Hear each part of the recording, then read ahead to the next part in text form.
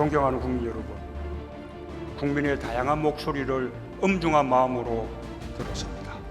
공정과 개혁에 대한 국민의 열망을 다시 한번 절감했습니다. 서로에 대한 이해와 나름에 대한 관용과 다양함 속의 협력이 어느 때보다 절실한 시대가 되었습니다. 지금은 우리가 가야 할 목표에 대해 다시 한번 마음을 모을 때입니다.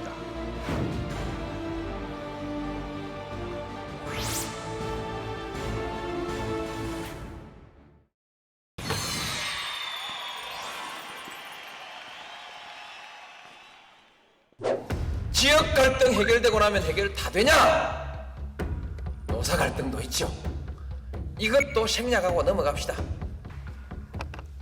그러면 뭐가 문제냐? 우리 사회 국민 통합이 이루어지지 않으면, 그것 말고라도 국민 통합이 이루어지지 않으면 우리 사회의 효율성이 발휘될 수가 없습니다. 계속해서 배를 타고 가는데 계속해서 이 길로 가면 안 되는데 왜 이 길로 들어섰느냐고 계속 시비 붙는 사람이 있고, 아니야 이 길이 맞아, 계속 이것 가지고 싸워댄다면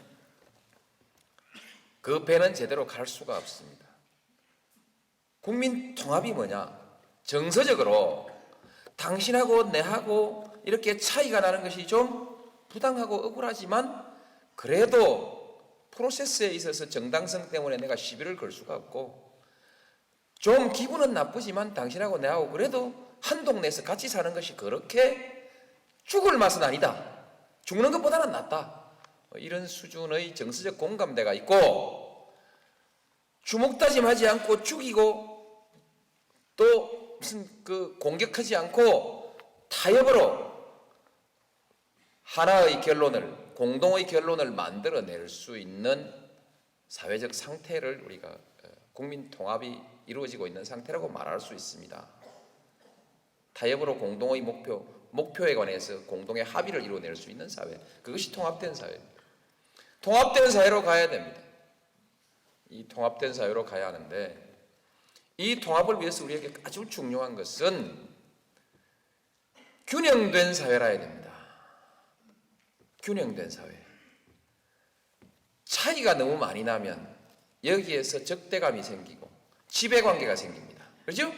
지배관계라는 것은 상대방의 존재와 의견을 존중하지 않는 관계입니다.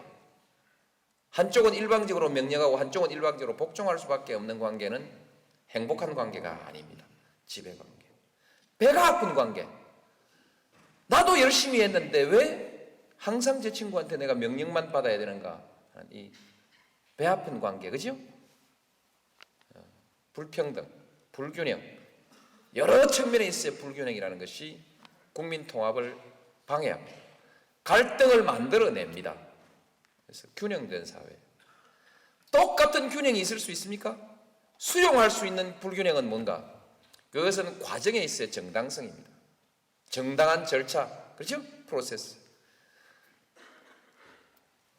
선거를 해서 저 친구가 반장에 뽑혔기 때문에 이제 그날 이후는 반장이 나한테 와서 줄 서라 해도 가서 줄을 서고, 나한테 뭐라고 이런저런 학급의 질서 유지를 위해서 필요한 요구들을 했을 때 그것을 수용하는 거 아닙니까?